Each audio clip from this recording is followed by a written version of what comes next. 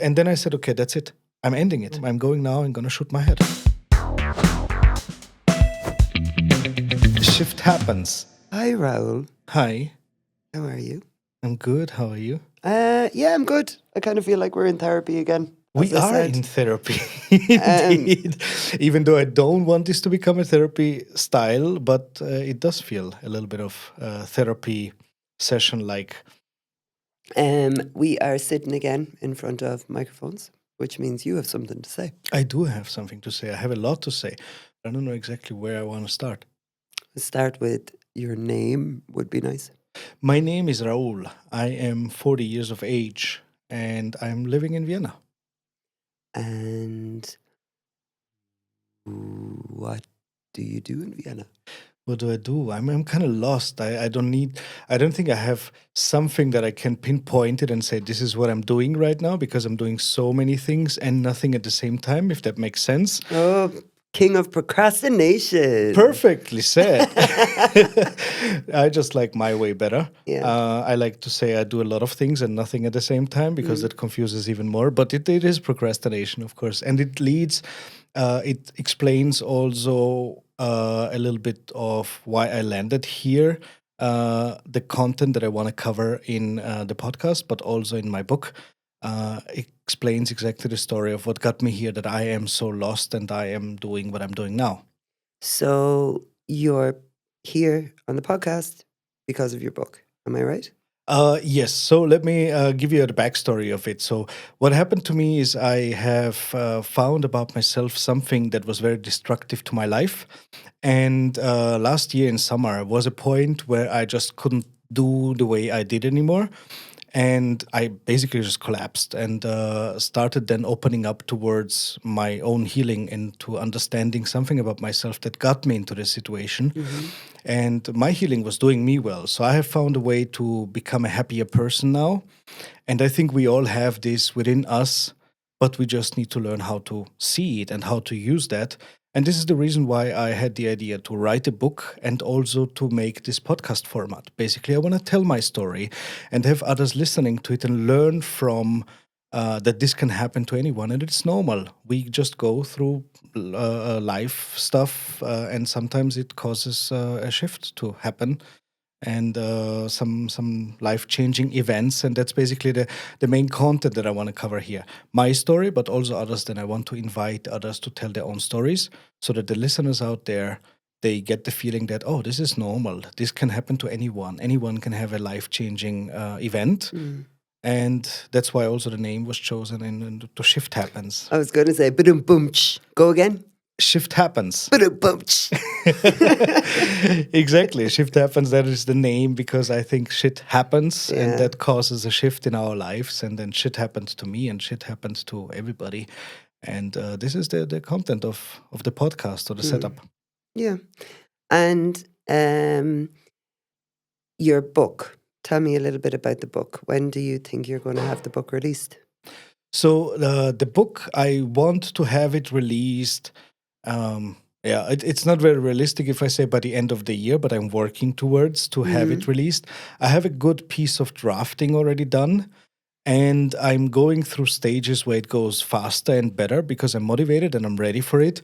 And sometimes I just don't feel like it because I can't. I'm emotionally and then mentally not stable enough to write on it because when I write on the book, there's some very deep stuff that caused my breaking and my collapse. And when I write on it, it helps me because it's good. I get it out of my head.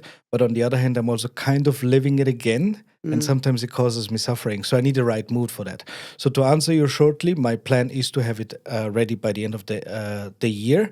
But I don't have a fixed deadline. The So it plan may is take a just little to longer. finish it. Exactly. The plan is Yeah. basically just to finish it. Yeah, I get that. And yeah. And question, because you touched a little bit on the fact that, like, it's about a journey and it's about, you've came from a place of collapse. Is this space somewhere that you want to speak about the collapse, or do you want to speak about the journey? I don't think we can separate them. So I think it's important to bring both in Okay.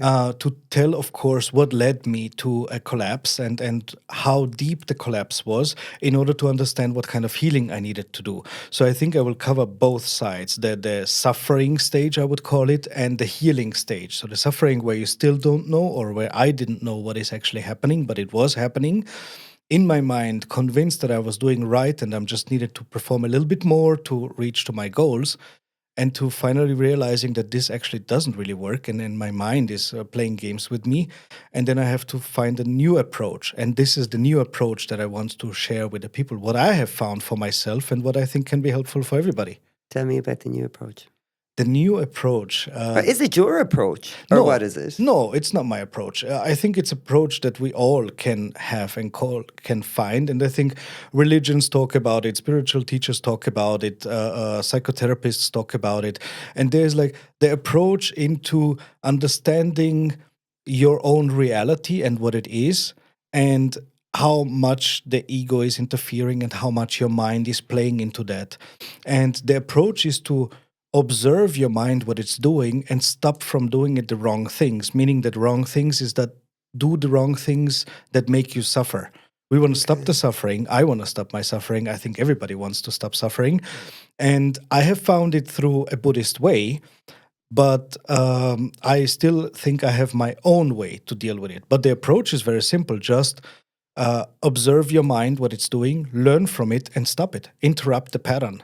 Learn to how to say, to domesticate your mind, or to teach your mind to work for you instead of working against you, what it usually does, because it's You always needed to active. be a really well-trained poodle.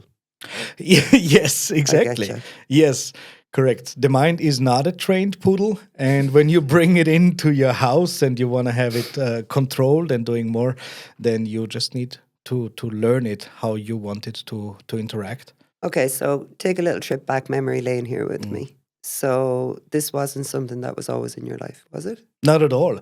I would say I'm now spiritual. I was not before. Not Were at you all. religious? Were No. you No, not religious, not spiritual. And I thought that everything what I have in life, all the problems and all the goals, I can solve it with my own intelligence and with my mind.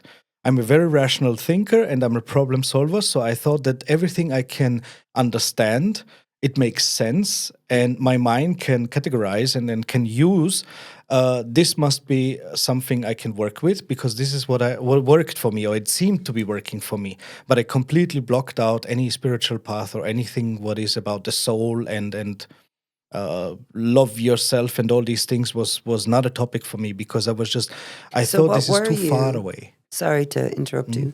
So if you weren't really focused internally, what was bringing you these things during those times? Performance. Performance. I wrongly taught myself that performing is leading myself to happiness. So I thought I always had goals to achieve, something to build up, and then I will be happy. And then I will be happy. When I achieve that, I will be happy. When I find the right woman, I will be happy. When I build my house with her, I will be happy. When we have kids, and so on. Everything projected into the future, and therefore I completely missed the most important part, to actually live here now and be happy right now. Okay. And do you feel now that you live far more in the present than you do in the future? Yes. Or do you feel that you are still in the past because you're still trying to, like, I guess, heal from the whole thing? Yeah. Uh, Let me rephrase your question a little bit differently. Maybe if I'm completely healed, and to answer that, I would say no, I'm not. I am still in the healing stage where I have learned to live more in the here now and not in the past or in the future, but I still do that sometimes. Of course, I have lived for over 39 years in that way, and I'm used to it. So it's old behavior patterns that I'm still doing and my mind is still doing, but I catch myself earlier and put myself back into focus into here, now, here is life, right now, be happy now. You told a little porky, you're 40. No, I completely understand what you're saying. But my question would be like, if you found that the biggest part of you was actually realizing that you have to live in the present, how does that now like work with the trying to work through the past? Do you understand what I mean? Yeah, I understand what I mean. This is an answer that is not so easy to give because it has a lot to do with what is going on inside. So, with the mind is trying to. The way the mind functions is like it's projecting always something into the future or from the past. Mm, So, it likes to love the past because mm, this is where some memory made you feel amazing and likes to cling on to that mm, or into something that is in the future that hasn't happened yet, but you're working towards it, and therefore it feels safe into working towards it. mm, The mind is not comfortable with living in the present, right here, right now, because it has nothing to do. And therefore it needs to be active and it starts projecting things into your awareness which are not true. okay. Worries, for example, if there's something you know that on Monday I will receive a big bill and I have to pay it and I have no idea how to pay it, it can ruin today already. Right here, right now, it can ruin it. It didn't even happen yet. And you don't know for 100% sure because you never know what will happen in the future. But the mind does it. It makes you worried. It ruins your day right now. And this is the big change that I have learned to not let my mind affect my mood today because today, right now, I don't have a problem. I have no idea about tomorrow, and that's completely fine. I have a question though. I think that's a beautiful way of putting things in one perspective. But does that not also harbor you from success if you're only living in the present? Yes, depending on what do I understand as success. Previously, I have understood a success of building something up, and maybe when I go away from this world, I will leave something behind for the world. And that was a very important point for me. At least I thought it's a very important because I have just uh, built myself up. I have learned things. I have grown in my career, and therefore I had a lot of possibilities financially, but also in many ways to build up something. And this was my purpose. That's Mm, how I identified with this is me. mm, And when I found that I had a breaking point, or before the breaking point, actually, I had shift that happens in my life. Basically, I lost my job and the relationship I was in was crackling. And so I lost two things at the same time. And I did not accept that and was just clinging to that. And that made me basically suffering from not accepting what it is, but holding on to that identity. And holding on to that identity was basically not working. But it took me almost 2 years to realize that it doesn't work. And the identity that I had there was never real. It was just in my mind. and what was the identity? Who was that? The identity was the self-made man, successful. I don't need anybody. I have managed my life even without any certificates and so on, just basically to raise the career ladder by showing what I can do and convinced companies that I'm worth the pay and the managerial position they put me in. I was a very strong individual, also in a loving relationship. I was the man for her, definitely, and who has it all together: financials, all the intellectual stuff that I brought into the relationship, and all the security. That was me, or that's what I thought was me. Mm. And if you were to consider your identity now, what? Who are you?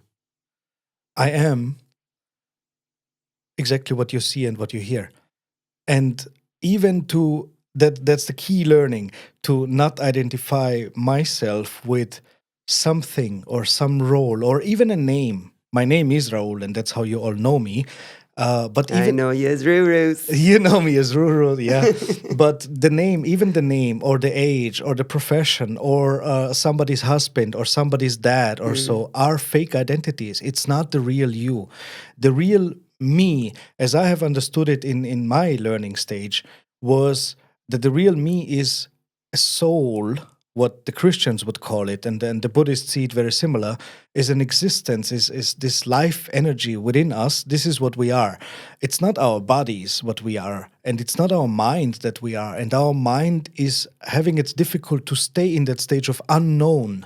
So it needs to know it, therefore it needs to add a tag to it saying this is Laura and Laura does this and she's blonde and so on. And that's what it did with me. And that's what it does with everybody. And that's very normal that we do that. And to some extent, we also need it to live in our social life. We, of course, need that. But the change, what happens to me at least, to understand myself as not being anything more or less valued than everybody else. Because this is what was damaging for me, to believe myself in a higher state or a higher value. And then suddenly, when this broke apart, I couldn't let go of that identity that I am a high valued person. And suddenly, I'm just me. And to learn that just being me, just the way I am, with my rough ways, sometimes doing good things, sometimes doing bad things, mistakes, and so on, it's enough. So would you consider like the former Raoul would have had a lot of toxic confidence then? Yes.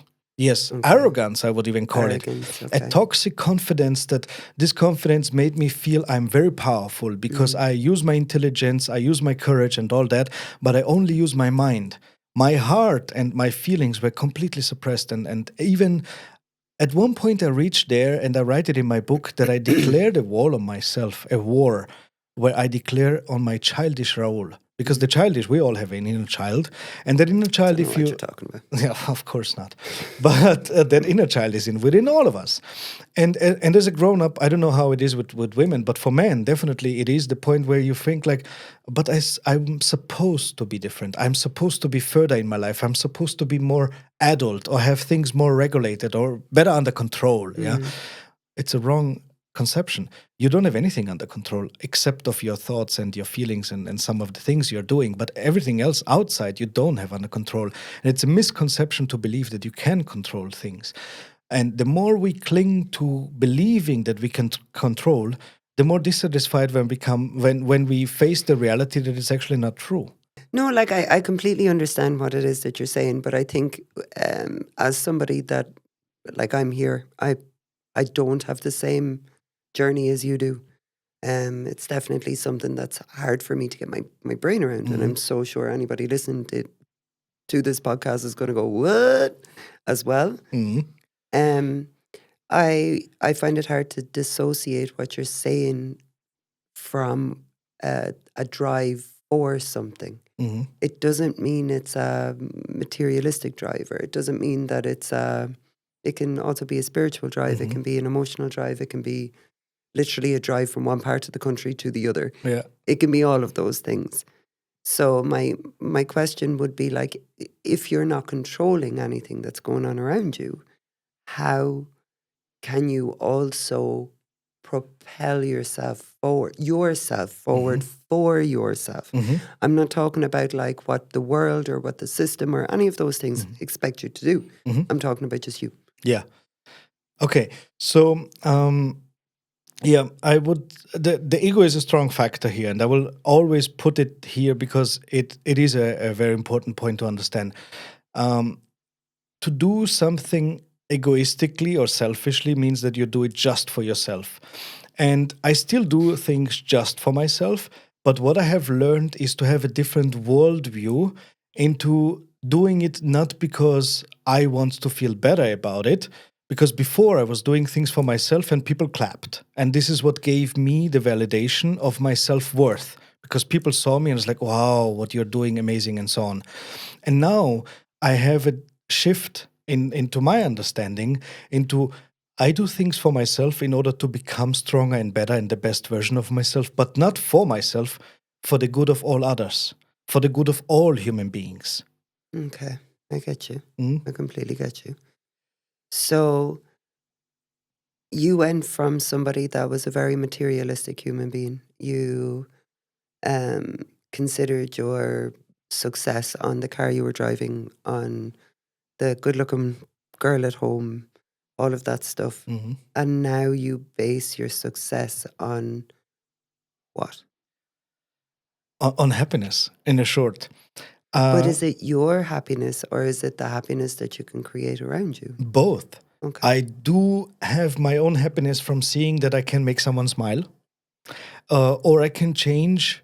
And this is actually the reason why I'm doing this podcast. If I can change someone's understanding and therefore improve their lives, I'm very happy about that. I don't even need to know about it. I don't need to have the clapping. I don't need to have all the ego stuff that would give me the appreciation that I wanted before. Now I know it's the right thing to do because I learned something substantially for my life. I learned that I can change my life and I already had everything to be happy. I just didn't know it. And now I want to help others to find the same thing. Maybe they need to go a different path. Maybe they don't have to go so far as I had to go to almost end my life. This is also a topic that we can talk about later, but I don't think everybody needs to go there, but everybody should look within themselves and inside and not externally. So, if I'm getting you correct, then in summary, you're not here to bobo jobo put all of this ego patty whammy whammy down anyone's throat. Hmm. You're just saying, hey, this is the way it worked for me. And I would like to help you find a way that works for you as well. Exactly. Okay. That's exactly what I want to do. I want to show that it's normal. It's normal to have, as a grown-up man who thinks is successful and has everything stable and a made man, basically, can collapse the way I collapsed. It happened. I'm the living example. And I'm pretty sure there are so many living examples out there.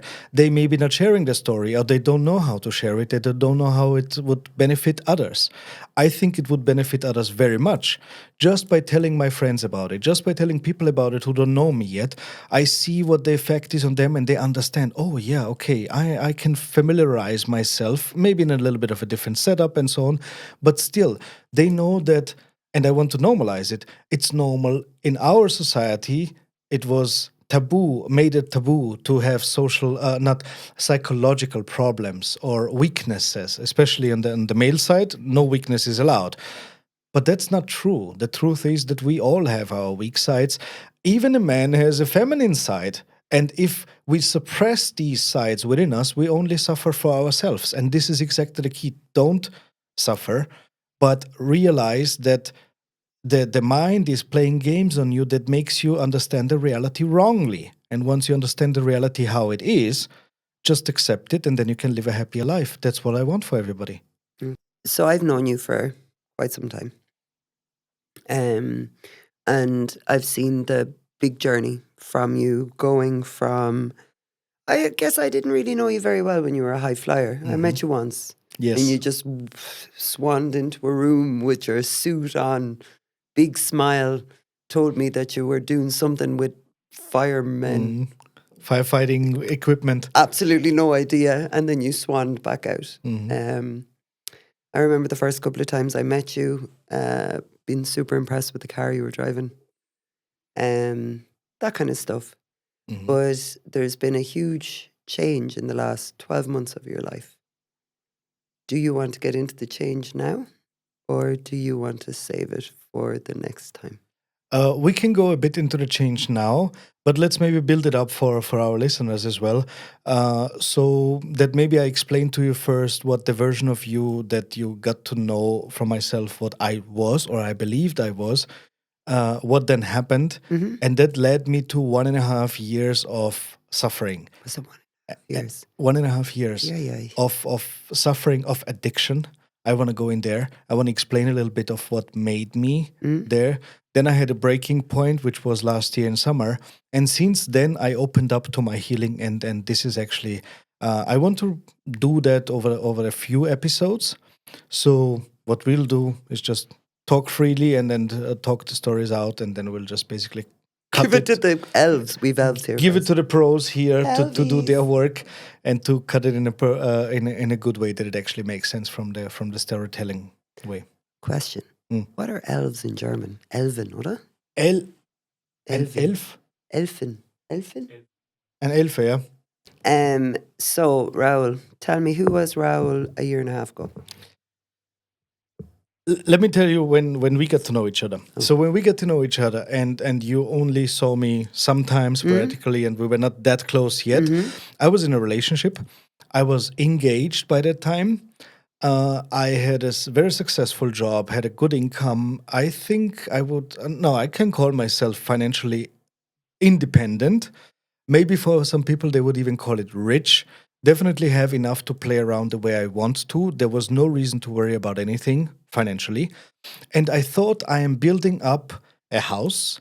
a wife and 2 kids, and then later on I will be happy. That's what I was working on, and that's what was giving me my drive and my motivation to keep doing that. What I didn't know, and this is actually what happened 1.5, almost 2 years ago now, is that I lost my job and I lost the relationship pretty much at the same time. It was a few days in between. Right. And yes, it was a big pain, but that pain I suppressed for a long time until it came out last year in summer Mm. that I was actually in pain. I was lying to myself, believing I'm still under control. I don't need these fuckers. I don't need the company. I don't need my ex. Mm. I don't care. But the truth is, I was hurt Mm. and I didn't want to grieve because I wanted to appear strong, still under control. Macho man. That is exactly the point. I want to be. Yep. I wanted to be in control. I did not want to accept the fact that somebody can make me suffer Mm. by their actions. So the company was basically building up a strategy plan with me to go to South America. And then a few days later, they kicked me out without any warning. So it was like, for me, how can someone be so untrue, so Yeah. lying into my face? It's And the same deceit. thing. Yes. It's a level of deceit that you probably had never felt in the control of your life. Yes.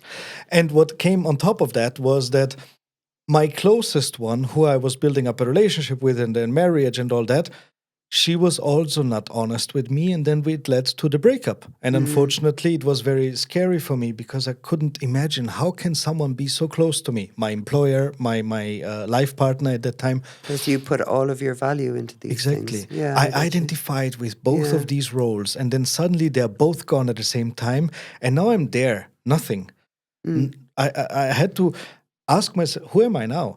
I had all the time I needed, all the money I needed, all the possibilities I needed to do the things I want to do, and then I failed into finding out what do I want to do because I never actually lived my life in a way that I had my own hobbies and followed my own dreams or so on, because I followed my identity's dreams, which was to build up an identity into the future, and that falsely believed me that I will be happy by that time. Yeah. And that never came. That never happened, but it broke. And then what I basically just started was clinging from one identity to the next identity, which the next identity has become the person who is independent of anybody. I don't need anyone in my life. I don't need love. I don't need care. Excuse Yeah, me. I know. I will let The you know. reality is You different. need me. I know. And that's exactly the point of the podcast. That's exactly the point of the book. We all need humans in our lives. We all need love. We all need care. We all need someone to stroke our head sometimes and say, you are enough. I like you the way you are. I love you the way you are. And that's fine. And that's okay to accept it. What I did was wrong and it didn't work. I was believing it worked, or I was falsely believing, I was lying to myself that it works and I just need to perform I'm so sorry. a little bit more and a little bit more and a little bit more. And then I'm back there where I was successful, 6 figures income, girl is ready, house is being built, and so on. Because once I lost that, it was suddenly like, oh shit, I just fell down. I get you. And now I need to get back up as soon as possible.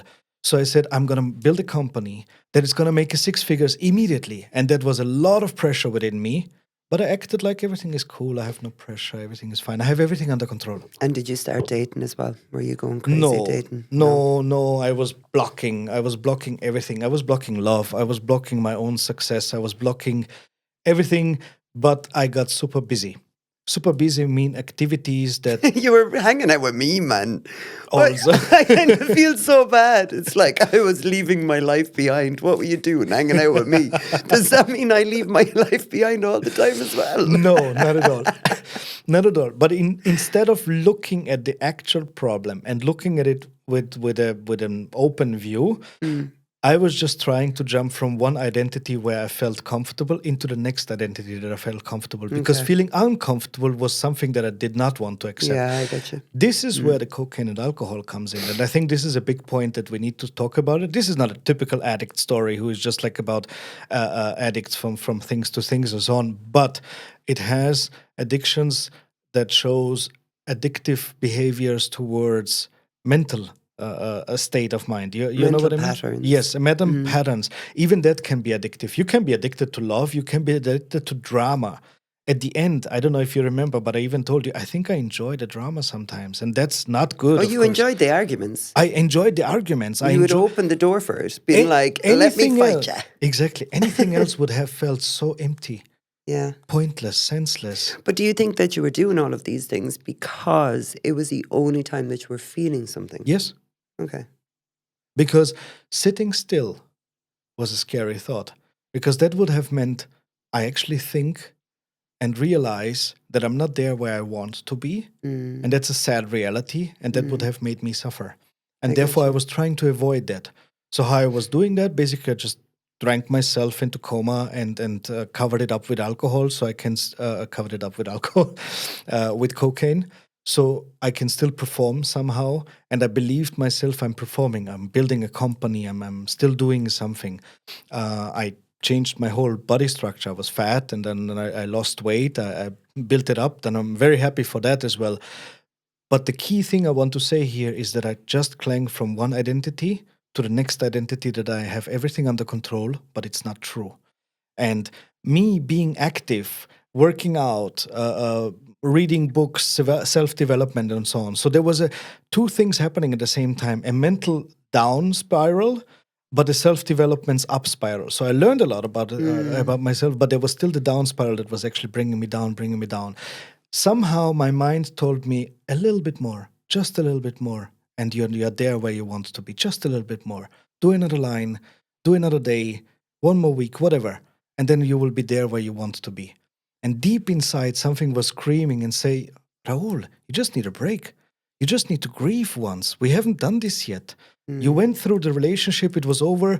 You went through the heartbreaking fact that you were kicked by the company, and suddenly you're there, and you didn't grieve. You just jumped immediately into action again, and to a stubborn one, into I don't need anybody. I'm hurt like a little child. You hurt me, therefore I don't need you anymore. It's not true. Yeah. You need to learn how to say hey, or you needed to say hey at that stage. I'm not okay. I didn't like what you did to me. Yeah, Um. and I didn't. Yeah. I didn't. It took me long to understand that. It took me long to ask for help or to even accept help. It's not like people didn't want to help. You were one of them. I know. I'm sorry, Laura. You tried, and I was This just man is lucky that I'm here. Just I was just joking. blocking. I was blocking people to help me. I was blocking love. I was blocking care. I was blocking even myself. Even when something deep were inside, stubborn. I was very stubborn. I thought I'm in control still. I have this. I got this. I don't need you guys to tell me what I need to do. You don't understand it. You have no idea. I know. And you were also still up on a huge pedestal. So there was no speaking to you in a rational way. You know, there were super clear moments, don't get me wrong, but 90% of the time I will say that you were looking, say, at me, your friends around you, kind of being like, you don't know what you're talking about because I'm better. Yes, Yeah. exactly. I do have a strong intelligence, and I'm aware of it. I didn't know how to use it. I used it, and therefore, so I have this drive inside of me. I want to help people. And the way I used it before is know something, become intelligent or knowledgeable about it, and then share it with others, but not share it in a nice way. But actually, I was educating the people. I was trying to force them into understanding what I have understood, so we are on the same page, and then we can talk. You definitely struggled with people having different opinions as you. People having a different way of looking at things. And I would even say that you were that stuck and that stubborn in your own mentality that you couldn't even realize that we were talking about the same goal. That is true. I had an understanding, or I saw the world in that way. There's only one truth. There's only one reality. And now that changed. Everybody has their own reality, and everybody has their own truths in that way. There is no truth. And it's just a common denominator between exactly. us If all. we would put a number 6 down here, and I would look at it, I would say 6, 6, and you would say 7. 9. Sorry, and both of us are right. I couldn't help it. I work with 6-year-olds. That's fine. There's a reason why you are here and interviewing me, and then thank you for that. Let's maybe go a little bit uh, deeper into, okay, we're there. I think we covered that part where I it started all, and the 1.5 years that made me really suffer. Let's go a little bit deeper into that, Okay. and leading up to the 11th of August last year. So I would say that first and foremost, I think it's important to let everyone know that we were also living a very cool, normal life. We were three really good friends. Three of us were single. We were going out. We weren't even going out when I think about it. We have 3 dogs and we were Oh, adventurous. yeah, we were sitting in fields somewhere with bottles of wine. That was basically what we were doing. We reverted back to our 15-year-old selves. But it was a lot of fun and there was a lot of joy and there was a lot of happiness during that time. But during that joy and happiness, it was your worst moments. Exactly. It was the fun and the adventure that we were having was only masking the real sadness that was Yeah. actually going on inside you. Correct. Can you tell me a little bit about like what was the sadness? Mhm. What can you, or are you even capable of putting it into words? Yes. Okay. It's a feeling of not being heard, not being understood. Okay. Just to make it short now, but I wanna go deeper into making understand that these things that I was projecting to the outside, like I can be happy for this few hours that we are doing an adventurous trip. I can have fun. I can be myself and can really enjoy. That was the minority of the time that I was living in during that my suffering time.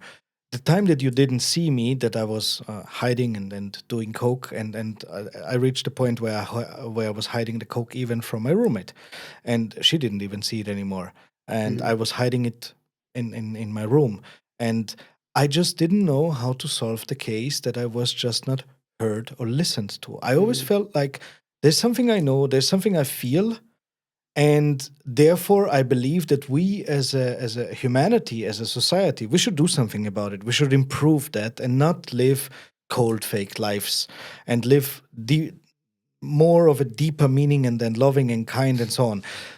But I didn't really know how to approach it.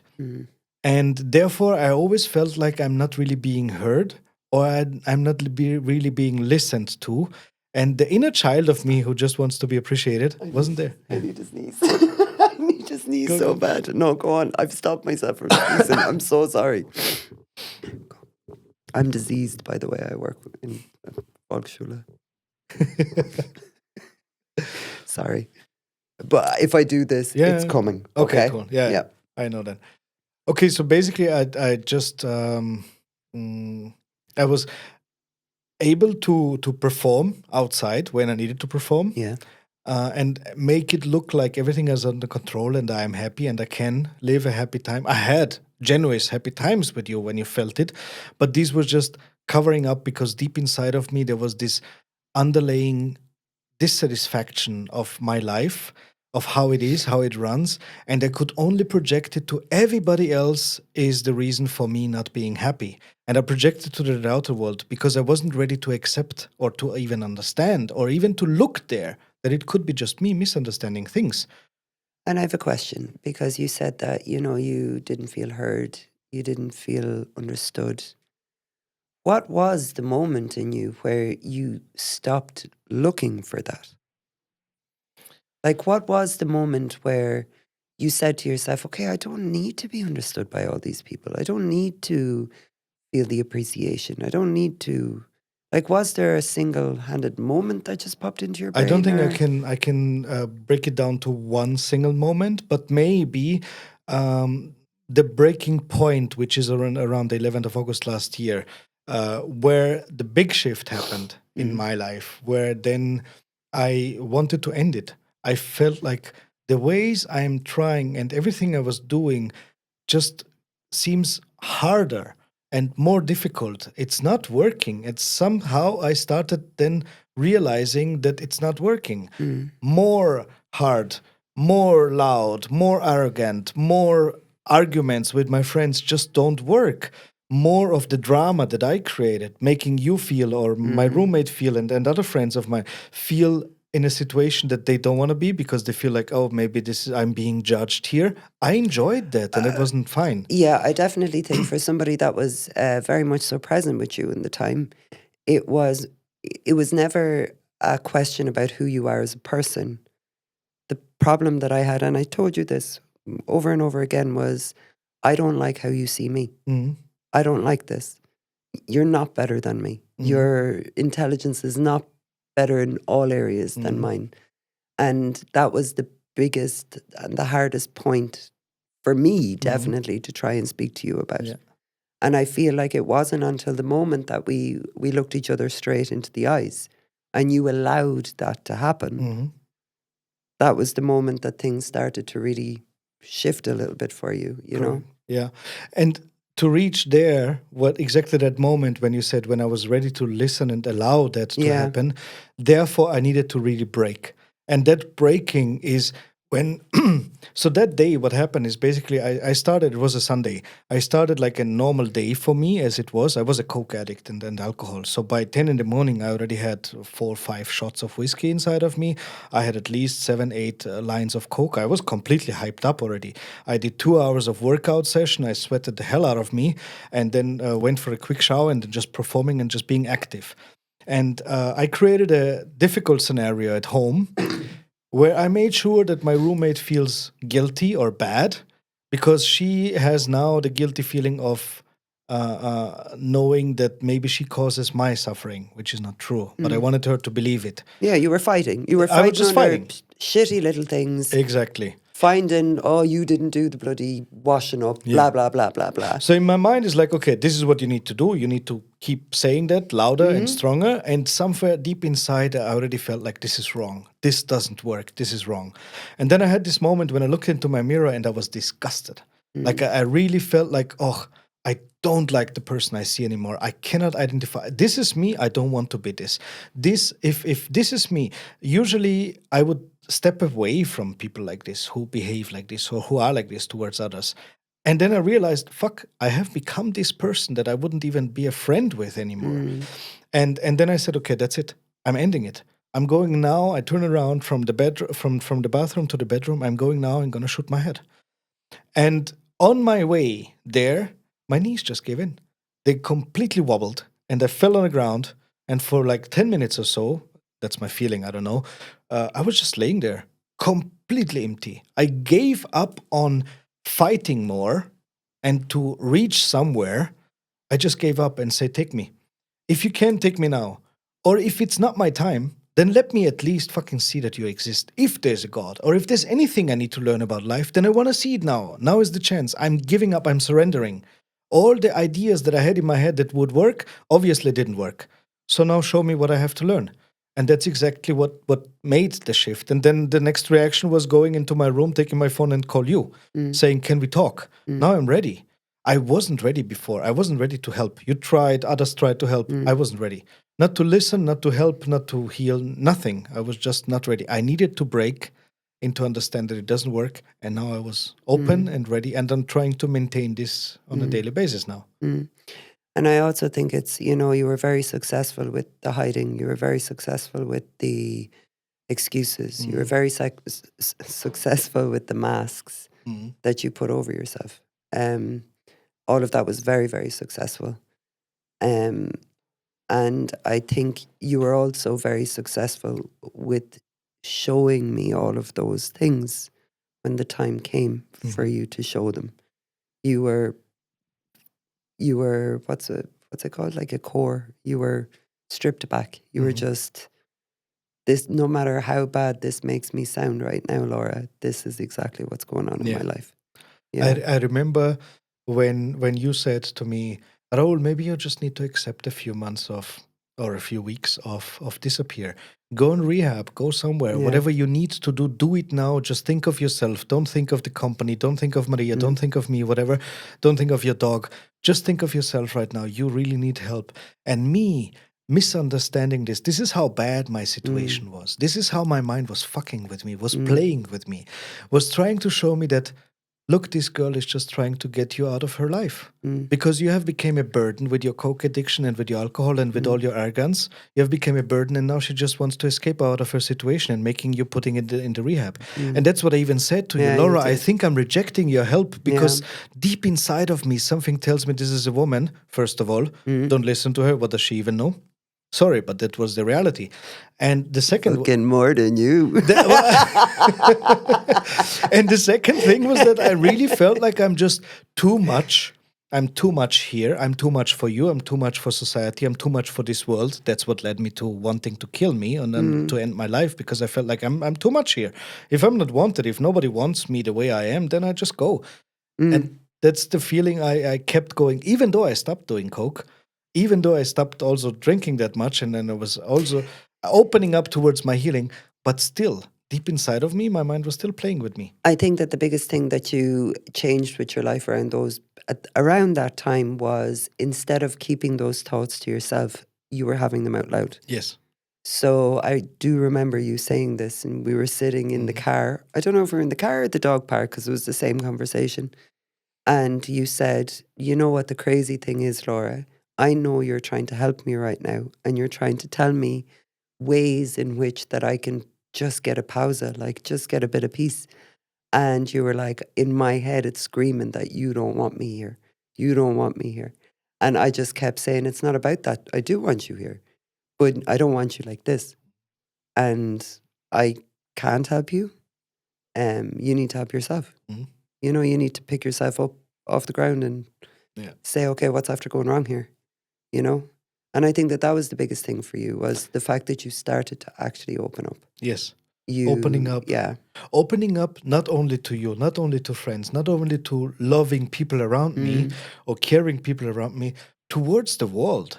I was opening up completely. I was ready to. You remember when I said, I'm going to go? This is a few weeks later, of course, when I already had a little bit of a plan of what my healing would look like or what I'm going on a search for, because I was still on the search of something. You were looking up everything at that Everything. And I was open to find anything, Yeah. even if it's God, because God was a big topic in my life. And I know it's Yeah. religion. I don't like it. It doesn't exist. It's bullshit. It's a lie.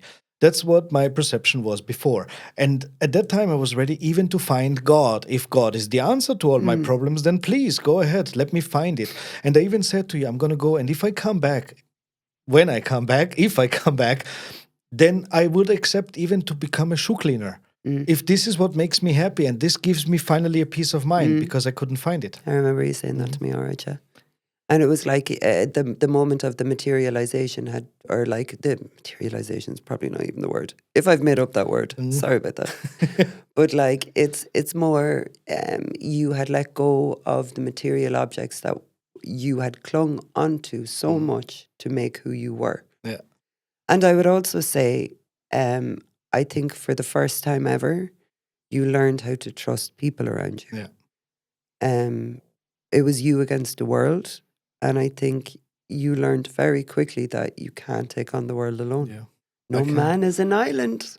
And I also accepted then that I don't have to. No. I don't have to fight the world. I don't have to win this fight. There is no fight. The only fight I really had was within my head. Inside there, and I could stop the fighting. I had no idea where this is going to lead me or what my healing would look like or what I'm going to find. I had no idea. But at least it was quiet because I stopped fighting. Yeah. That was a big change. You shifted, didn't you? I shifted. Do you want to hear something really funny, actually? Hit me. So in Ireland, shifting is a term used amongst teenagers for kissing. So when you're like shift happens, it's like kiss happens. Yeah. I love it. For all the Irish ones, here you Shift go. happens. Shift happens in You my go and podcast. shifting. That's what they say. I know what you want to see, but no, I'm sorry. She's given. Are you I tried. guys? You have to edit that look off my face out. Please, if you want me to have a future. Hey, wait. Let's not only have outtakes. What? No, I'm just kidding. Oh. One thing that I forgot, but I want to cover it, is that I didn't need. Go ahead. Okay. One thing that I want to cover because it's important is that I didn't need anything directly. I appreciate that you were there for me and I needed you in that moment to Yeah, of listen course. to me and to have a platform or a doorway through that I can open up and actually accept, even for myself, Mm. I'm just fucked now. I have a weak moment and I need to accept that Yeah. in order to heal. That's what I needed. Yeah. But I actually didn't really need anyone to heal. No. So my healing was purely out of myself, which I'm very proud of, is very happy. And this is also the key message of what I want to do with the book and with the podcast, to show that there is nobody who can really help you. There's no medicine that can help you, no therapist, no nothing. You can help yourself directly, and you have all that you need in order to stop suffering and to become a happy person. The difficulty, though, is to see it and to Yeah. understand it. And this is where I want And to to do have my little part into that. patience. To have the patience, of Yeah. course, but to also be with an open mind to actually see it. Because you can, like what I did is I saw things, I used my intelligence, but then I misinterpreted it and then clung into the next identity, which was wrong. Mm. But now I learned differently. I just see it the way it actually is. Mm. And if I see that the way it actually is, that even now my new roles, I have a new job now, and then I do not need to identify with it because it's a wrong identification with who I really am. Yeah. That's what I learned. Yeah. And that's what makes me easier to be just happy. Meaning that if I would lose the job tomorrow, I don't care. It wasn't me anyway. Never. You understand my Yeah, point? I get you. I totally get you. I also think, you know, with the way in which your mind is working right now, there's a level of lightness Mhm.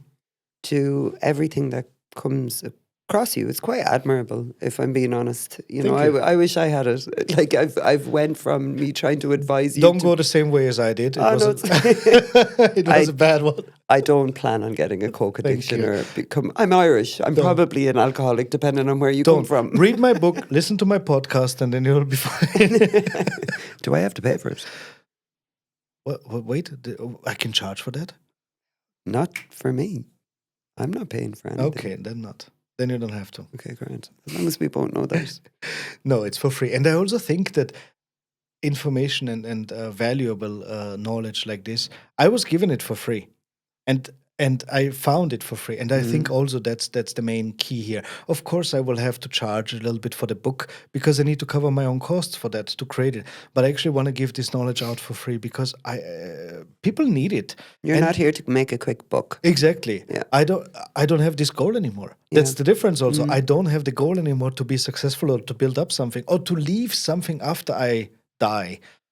What do I leave? Like, let's be realistic. After 2-3 generations, maximum, maybe with me it's 3 months, people forget about you, and that's what it is. Then life moves on, and then new people come, and that's fine. That's the way of life. What do you mean? Yes, I'm sorry. That's the reality. Raoul, I'm way too much of an attention seeker to get that into my mind. That's fine. It's my podcast. It's my idea here. Everyone's No. going to cry for a month. But that's exactly the thing that the clinging, what Yeah. causes so much suffering, is when you cling towards your life and want to make it as long as possible, even though you know for a fact that it's going to end some point. The earlier you are ready and willing to accept that this is the truth, everybody will die. There is no point in you clinging to it. The earlier you can just live a happy and free life without worries, without any worries that something may happen, because it can happen and it will happen. Mm. You can't avoid it. You can't avoid to lose a love. You can't avoid to lose a person in your life. You can't avoid all these things. And realizing and accepting them It's leads quite to less mindful. suffering. It's quite mindful. It's like based upon like mindful meditation and all of that kind of stuff, right? Yeah. So, Raoul, we're here. And this is not the only time we're going to be here, right? No, I hope you will join me for at least 2 more sessions. €2. €2 is fine. I can do that. €2 per session. Okay, now that I said 2, okay to 2, now you increased it already. Per session. Per session, good. No, tell me. So this is not the only time you want to record. Is this a series you want to get going? Yes. What is it? This is going to be a series. I want to post about once a month. Okay. And the first 3, 4, maximum 5 sessions, I want to go into what the podcast is about, basically what we did now, covering my story, and so that the listeners and the audience understands also where I'm coming from, why I'm doing this. Will you be covering other people's stories as well and how you would put your method as such. Yes, Okay, exactly. okay. But I think that it's important to have the basis for the listeners, the basis of where I'm coming from, because I'm actually a car mechanic, so I have nothing to do with psychology and all these mental problems and so on. So who am I to talk about these things? I'm not a therapist, right? But somehow I did live through that, so I have my own life experience that led me to this, and that's why I'm doing it. And therefore, the people will understand. Okay, he knows what he's talking about because he went through that himself. So he has a point in saying that. And then I want to transform it into from going away from my story into inviting people then on this seat or the other way around, where I interview then and ask them about what is your shift happen story? How was something happening in your life, an event that happened that was such a big cut in and that made a big shift in your life into seeing things differently, into approaching things differently? Just tell it. I want to have many people, many normal people sitting here showing to my audience and to our audience that this is normal. It can happen to anyone. Yeah. And you can solve your problems. You don't have to be depressed or accept your depression or your addiction and all that. You don't have to. You can get out of it. And we are here to show you that we made it. And hopefully you can get inspired by that and actually make your own move into self-development. And then you don't have to walk alone your path of healing. And even if it's not solved straight away, it's a beautiful place to have the space to speak about it and for people to be able to hear it. Yeah. Because sometimes we are always so busy complaining about what's happening all of the time that we forget that everyone's the same. Right? Yes, that is true. Yeah. I would have loved to have something like what I'm building now that would help me not to go all that suffering stage. I don't think I would have accepted it by that time, but I don't also think that it was really there or I couldn't see it at that point. I tried therapy, didn't help. I tried substances, didn't help. I tried being more stubborn and putting more force and more loudness and all that stuff. All didn't work. And now I found my way. You just needed a bit of green in your life. I had enough of that shit as well. I was going to say whiskey, but it didn't really go really well with the fact you were an alcoholic. No, I think we can wrap this up very nicely because we covered basically why I'm doing this, what am I going to do, what's the setup gonna look like, and I highlighted a little bit that I want to write a book and I'm writing a book about it. So this will be a topic as well that I want to go a little bit into it. I'm excited. Me too. Let's start this. Shift happens.